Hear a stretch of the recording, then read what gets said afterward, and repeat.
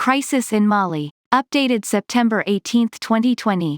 The military seizure of power in August 2020 has heightened political uncertainty in Mali amid severe security, governance, and humanitarian challenges. Security conditions have worsened steadily in recent years as Islamist insurgents have expanded from the north into central Mali. A 2015 peace accord with northern separatists remains largely unimplemented. Ethnic militias, some of which appear to enjoy state backing, have massacred civilians in the rural center and northeast. Bamako, Fig. 1, while comparatively secure, has seen large terrorist attacks in recent years, such as a hotel siege in 2015 that killed 19 civilians, including one American. Rebel, terrorist, communal defense, and criminal networks often overlap. These complex threats and security dynamics have impeded socioeconomic development and humanitarian relief efforts in a landlocked country with limited arable land. More than 287,000 Malians were internally displaced as of July 2020, almost double the previous year, and at least 142,000 were refugees in neighboring countries as of early 2020, per UN figures. The novel coronavirus 2019 COVID-19 pandemic has brought new health and economic difficulties. Foreign troops have deployed to Mali since 2013 to try to improve stability and counter terrorism. MINUSMA, a UN peacekeeping operation, comprises up to 15,209 uniformed personnel.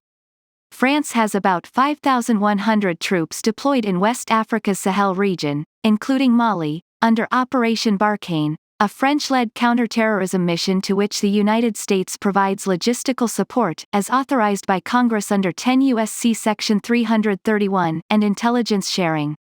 The European Union (EU) runs programs to train and restructure Mali's military and build the capacity of its civilian security forces. In 2017, the countries of the G5 Sahel, Mali, Mauritania, Niger, Burkina Faso, and Chad, initiated a joint force to coordinate military operations in border regions. Military seizure of power. On August 18, after months of growing anti-government protests, a group of military colonels led by Colonel Assimi Goïta, a member of Mali's elite Special Forces Battalion, seized power. The self-described National Committee for the Salvation of the People (CNSP) detained civilian officials including President Ibrahim Boubacar Keïta, who resigned on television and later left the country for medical care. Popular opposition to Keïta, who was re-elected to a second term in 2018, had built for over a year, spurred by alleged interference in legislative elections held in early 2020, corruption scandals, worsening insecurity, militia violence, and economic hardships. In June 2020, a loose alliance of politicians, civil society actors, and followers of an influential Bamako religious leader called for Keïta to resign, provoking a violent state crackdown. Regional heads of state attempted to mediate, unsuccessfully. The National Assembly Speaker, Keïta's constitutional successor, was among 31 disputed members of parliament whom regional mediators asked to step down. Keïta also dissolved parliament when he resigned. Figure 1. Mali at a glance. Some protest leaders applauded the CNSP and pledged to work with it. West African leaders, for their part, decried its actions and imposed trade and financial sanctions on Mali, calling for a civilian-led transitional administration that would govern for no more than a year prior to elections.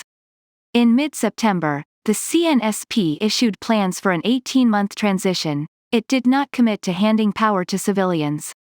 Background. Mali has been mired in crisis since 2012, when state institutions nearly collapsed in the face of a northern separatist rebellion, a military coup, and an Islamist insurgent advance.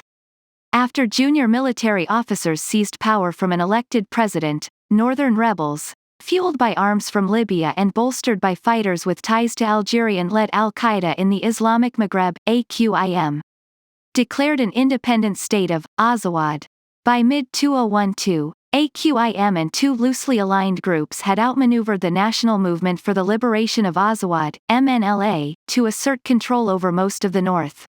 France intervened militarily against the Islamists in early 2013, at which point the MNLA and other factions re-asserted control in some areas. MINUSMA deployed in mid-2013, and Keïta won elections later that year, marking the end of Mali's post-coup political transition. The 2012 coup leader, Captain Amadou Haya Sanogo, faces charges for the murder of rival soldiers, but his trial has been delayed repeatedly. Stalled peace accord. In 2015, Keïta's administration signed a peace deal with two northern armed coalitions, one led by ex-separatists, and one by pro-unity groups with ties to Bamako. Mediated by Algeria with broad international backing, the so-called Algiers Accord aimed to address northern political grievances, re-establish state authority in the north, and isolate designated jihadist groups, which were not party to the talks. Implementation has lagged, however, while conflicts have multiplied and spread. Today, state actors remain absent from much of the north and, increasingly, central Mali, which is outside the scope of the accord. Signatory armed groups have not disarmed, and maintain parallel administrative structures in some areas. Jihadist groups have acted as spoilers, and maintain ties to some formerly allied signatory groups. UN sanctions monitors have also reported the involvement of signatory group members in drug trafficking, ethnic violence, and co-option of humanitarian aid, along with state official involvement in protection rackets and obstruction of the peace process. New armed factions have emerged since 2015, with varying views of the peace accord and the state. The design and process behind the 2015 accord may also have contained the seeds of further destabilization. While the accord is structured as a deal between Bamako and the north, there is an armed struggle within the north over territory, trafficking routes, patronage, and revenge. The talks granted concessions to a relatively small number of actors who had taken up arms, alienating others who felt victimized by the state and/or by signatory groups. The mediators ruled out discussion of federalism or altering the secular underpinning of Mali's political system, issues with wide resonance in and beyond the north. Some Malians, including then-President Keïta, have proposed peace talks with Malian-led Islamist armed groups, but the idea remains controversial, and Western donors have opposed it.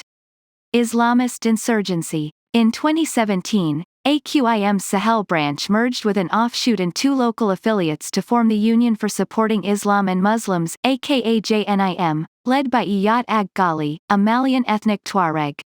JNIM has since claimed attacks on UN, French, and state targets in Mali and Burkina Faso. In 2018, JNIM attacked the G5 Sahel Joint Force headquarters in central Mali, forcing it to relocate to Bamako. A separate AQIM offshoot has affiliated with the Islamic State and claimed the 2017 deadly ambush of U.S. soldiers in Niger. These groups have proven resilient, withstanding French strikes on top leaders and exploiting local grievances and communal tensions.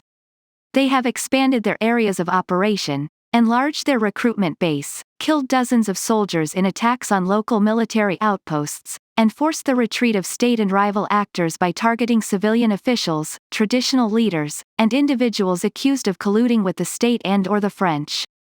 Abuses by state security forces and ethnic militias may fuel recruitment by offering a means of self-defense and retribution. UN peacekeeping operation. The UN Security Council has tasked MINUSMA with supporting implementation of the 2015 peace accord as a primary strategic priority, most recently under Resolution 2531/2020. Support for stabilization and the restoration of state authority in central Mali is the mission's second strategic priority, followed by protection of civilians and other tasks. MINUSMA has struggled with logistical and force protection challenges. Many troop contingents are reportedly under-equipped. African troops, who make up most of the largest contingents, have suffered the most fatalities in violent attacks by far. As of mid-2020, 9 U.S. staff officers were serving in MINUSMA. MINUSMA is not explicitly authorized to pursue counterterrorism, but can provide logistical support to the G5 force if reimbursed. U.S. policy and aid. Under-Secretary of State for Political Affairs David Hale testified to Congress in early 2020 that U.S. diplomatic efforts are focused on supporting the 2015 Algiers Peace Accord, which remains the best mechanism for achieving a peaceful and reconciled Mali. He stated that broader U.S. engagement in the Sahel promotes inclusive and just political systems, advances regional security by combating violent extremists and traffickers, and encourages economic growth and opportunity through sustainable development and increased American investment. In March 2020, the State Department appointed Dr. J. Peter Pham to serve as the first U.S. Special Envoy for Sahel Stabilization. The State Department and U.S. Agency for International Development (USAID) allocated $130 million in bilateral aid for Mali in fiscal year 2019, excluding food aid, and $89 million in additional emergency humanitarian assistance. Mali participates in the State Department-led Trans-Sahara Counterterrorism Partnership (TSCTP), but it has not been a major regional recipient of U.S. military aid since the 2012 coup. U.S. security assistance has focused on defense sector reforms and building the counterterrorism capacity of Mali's internal security forces. Mali's designation under the Child Soldiers Prevention Act of 2008 Title IV of PL 110-457 triggers restrictions on certain U.S. security aid. In fiscal year 2020, President Trump waived most of these for Mali, citing national interest, as permitted under the act. Since 2018, DoD has sought to scale back its counterterrorism footprint in West Africa, with uncertain implications for Mali and U.S. support to France's Operation Barkhane. As of mid-September, the State Department had not determined whether the CNSP's actions constituted a coup d'état. With regard to Section 7008 of Foreign Aid Appropriations legislation, most recently, PL 116-94 Division G, which would impose restrictions on certain aid to Mali's government, notably, military aid. On August 21, Special Envoy Pham stated that the administration had suspended support for Mali's military pending further review.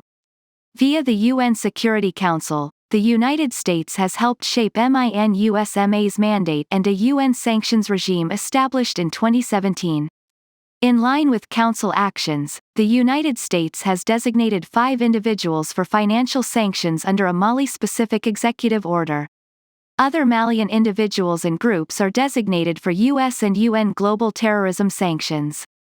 The State Department allocated $347 million for MINUSMA's budget in fiscal year 2019. Separate U.S. programs support African troop and police contributors. In early 2020, U.S. diplomats at the UN called for MINUSMA to be downsized and reoriented toward civilian protection in central Mali, and for sanctions designations, on all sides of the conflict, a possible reference to government actors. The Security Council renewed MINUSMA's mandate in June without the proposed scope change, and Council members have not made new Mali sanctions designations to date. Alexis Arif, specialist in African affairs.